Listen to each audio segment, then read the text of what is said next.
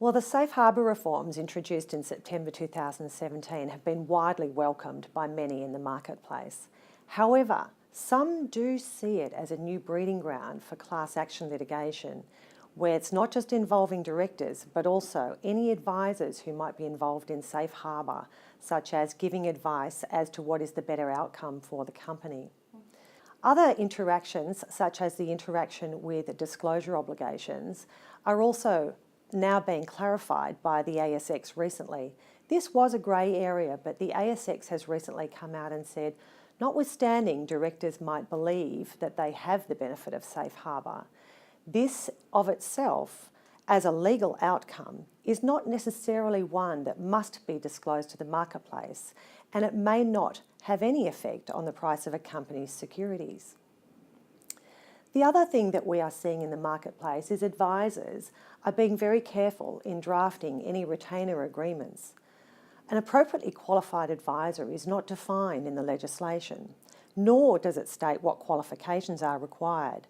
So many advisors are carefully looking at their retainer agreements and are very carefully drafting the scope of what they are required to be doing if they are asked to give such safe harbour restructuring advice, or if they are asked to opine on what is the better outcome for a company.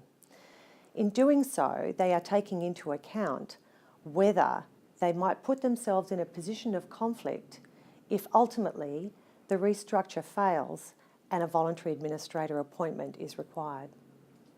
The federal government did announce that 2 years from the date of commencement of the safe harbour, they would form a 3-person independent committee to review the legislation and see what the impact of safe harbour is having on directors. There are still some grey areas that need to be ironed out, especially given that directors can also continue to be liable for insolvent trading debts where they act dishonestly, and this can come with some criminal sanctions. So it's important for any directors to seek advice on safe harbour and whether or not they might have the benefit of safe harbour protection. Whilst the better outcome test is defined in the new safe harbour regime,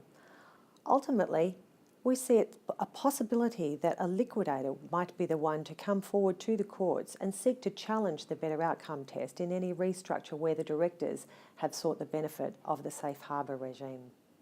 What we recommend is that directors carefully consider their position, seek advice from appropriately qualified advisors who have the right qualifications and experience to be able to help them navigate safely through the safe harbour regime.